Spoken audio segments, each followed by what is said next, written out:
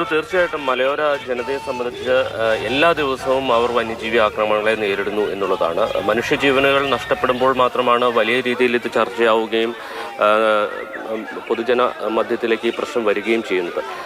എല്ലായിടത്തും ഈ ജില്ലയുടെ എല്ലാ മേഖലകളിലും, പ്രത്യേകിച്ച് ഹൈറേഞ്ച് മേഖലയിൽ എല്ലാ ദിവസവും വന്യജീവി ആക്രമണമുണ്ട്. കാട്ടാന അല്ലെങ്കിൽ കാട്ടുപോത്ത്, പുലി, കടുവ, കാട്ടുപന്നി ഉൾപ്പെടെയുള്ള വന്യജീവികളാണ് ജനവാസ മേഖലയിൽ ഇറങ്ങുന്നത്. ഏറ്റവും വലിയ പ്രശ്നം എന്ന് പറയുന്നത് തുടർച്ചയായി മനുഷ്യജീവനുകൾ നഷ്ടപ്പെടുന്നു എന്നുള്ളതാണ്. ഇത് 5ാമത്തെ മരണമാണ്. അതായത് ഈ 2024 ആരംഭിച്ചതിന് ശേഷം 2 മാസമേ ആവുന്നുള്ളൂ.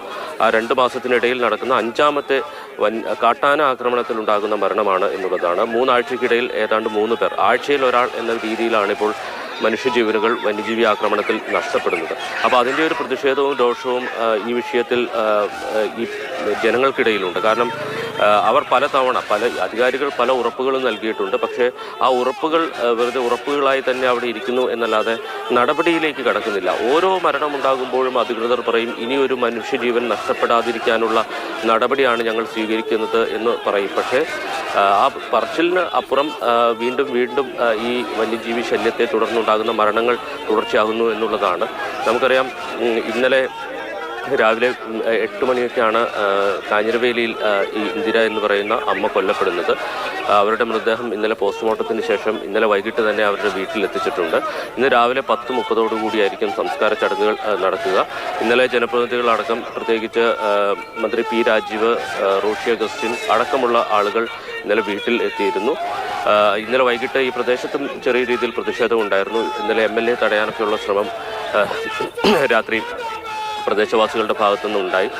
പക്ഷേ ആ സമയത്തൊക്കെ പോലീസ് ഇടപെടുകയും CPM പ്രവർത്തകർ ഇടപെടുകയും ഒക്കെ ചെയ്ത് CPM പ്രവർത്തകർ ഈ പ്രതിഷേധക്കാരെ മർദ്ദിച്ചു എന്നതടക്കമുള്ള ആക്ഷേപങ്ങളൊക്കെ ഉയരുന്നുണ്ട്. എന്തായാലും ഇന്ന് സംസ്കാര ചടങ്ങുകൾ നടക്കുകയാണ്.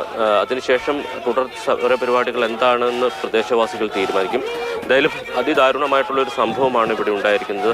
നമുക്കറിയാം, ഞാനിപ്പോൾ നിൽക്കുന്നത് പ്രദേശത്താണ്. ഇപ്പോൾ എൻ്റെ ഒരു വശത്ത് കാണുന്നത് വനമേഖലയാണ്. ആ പ്രദേശത്ത് സോളാർ ഫെൻസിംഗ് ഒക്കെ ഉണ്ട്. പക്ഷേ അത് എത്രത്തോളം ഫലപ്രദമാണ് എന്നുള്ളതാണ് പ്രശ്നം. ഇതിനകത്ത് സോളാർ എനർജി ഉണ്ടോ എന്ന കാര്യം പോലും സംശയമാണ്. ഇതേപോലെ ഇവിടെ നിന്ന്, ഈ വനമേഖലയിൽ നിന്ന് ഏത് സമയത്തും ഒരു കാട്ടാന ഇറങ്ങി വരാനുള്ളൊരു സാധ്യത നമുക്ക് തള്ളിക്കളയാൻ കഴിയില്ല. അത്രത്തോളം ഭീതിതമായിട്ടുള്ളൊരു സാഹചര്യത്തിലൂടെയാണ് മലയോര മേഖല കടന്നു പോകുന്നത്.